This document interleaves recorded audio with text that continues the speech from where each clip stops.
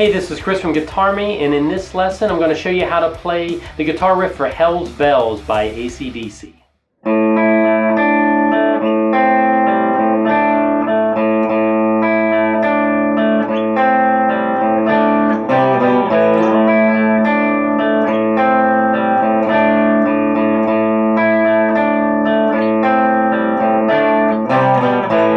Alright, so let's start going over how to play it. As you can see, I put the guitar tablature up above. So we're going to take a look at the first measure. We start off with an open A, so you're just playing the 5th string open. Then you're going to go up and play this E on the 3rd string, 9th fret. Then you're going to play this A on the 4th string, 7th fret. So you're basically playing A, E, A. This is an A power chord here, this A and E. So that's what we're starting off with. We're going open, 9, 7. Then what I do is I bar this next one here to get this D here on the 3rd string, 7th fret. So I go. Then I just lay my finger down and take my 3rd finger off. So you get this. And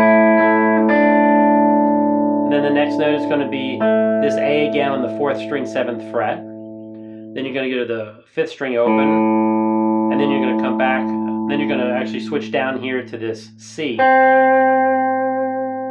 the 3rd string, 5th fret. So it goes.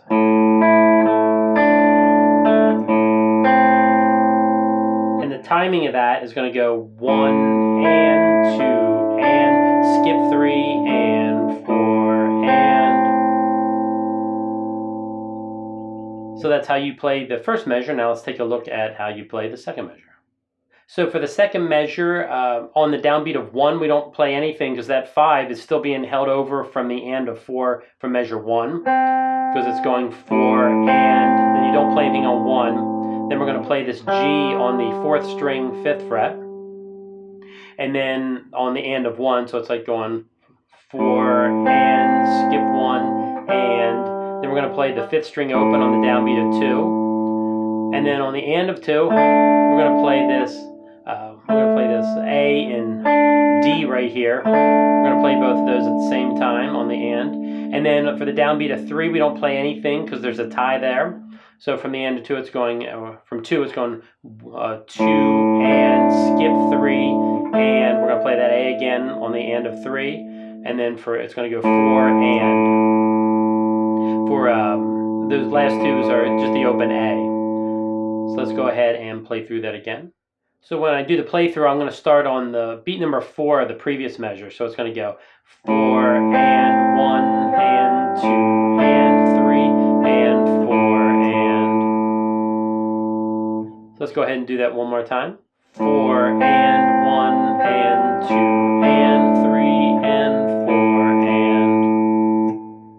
So now I'm going to go ahead and play through measures 1 and 2, and you go ahead and play along with me if you like.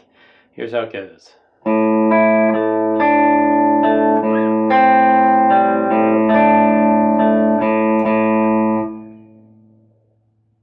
Alright, I'll go ahead and play through that one more time. It's going to go.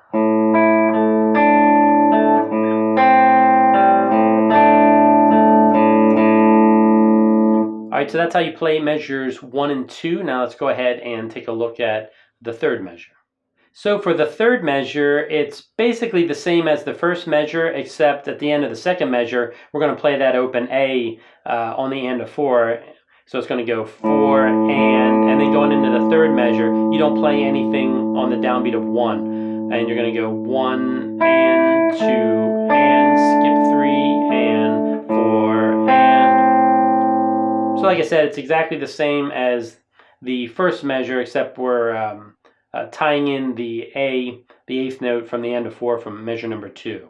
So I'll play the measure again, just coming in on the 4th beat of the second measure, where it goes 4 and skip 1 and 2 and 3 and 4 and. So that's how you play the third measure. Let's take a look at the fourth measure. Alright, for the fourth measure, I think this is probably the coolest measure. What we're doing is we're starting off with this 5 right here being held over from the and of 4. So in the third measure it goes 4 and. So we don't play anything on the downbeat of 1, and then on the and of 1, we'll play this 5 here, this G, and then on the downbeat of 2, we're going to play open A. Then on the and of 2, we're going to play this A and D here, kind of like we did in the second measure. So we're going. But then this next part I think is probably the coolest part, is they go. They play a C power chord, which is at 3/5 right there. Then it's C and G, and then they stretch it down here to get this B. So they're playing this B and G. So you're going 3/5, then 2/5, then open. So you get this. You might be thinking, well, why are you using your pinky here instead of going? It's because down here my hands aren't really that big, so this is the kind of an awkward to stretch. So instead I just use my pinky. And then this stretch here from the 2nd to the 5th fret becomes quite comfortable. So that section goes.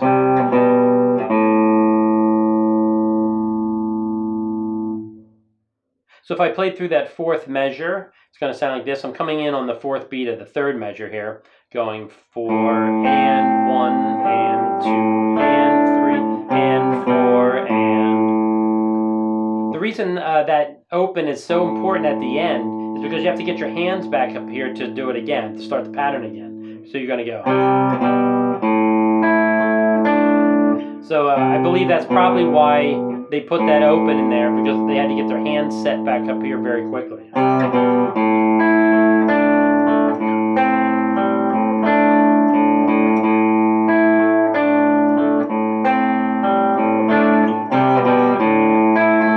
It allows you, with that open, allows you to get your hands up here set, and allows you to kind of continuously play the riff without any, doesn't sound like you have to stop at all to change your hand positions.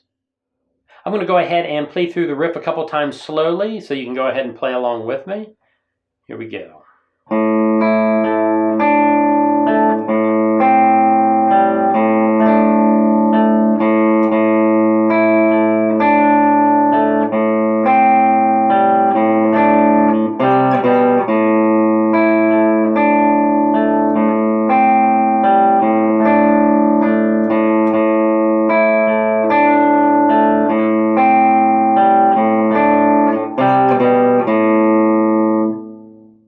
So that's how you play the riff to Hell's Bells. One of the keys that you want to do is learn how to let the notes ring as long as they can. You want everything ringing a lot. Sometimes students will go.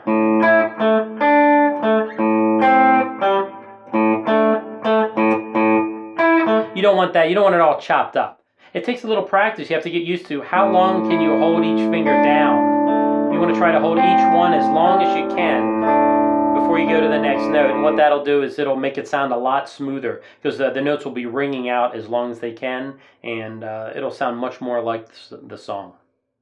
So that's how you play the riff for Hell's Bells by ACDC. It's just an awesome, great classic rock riff that's going to impress your friends, and just another great lick to add to your riff repertoire.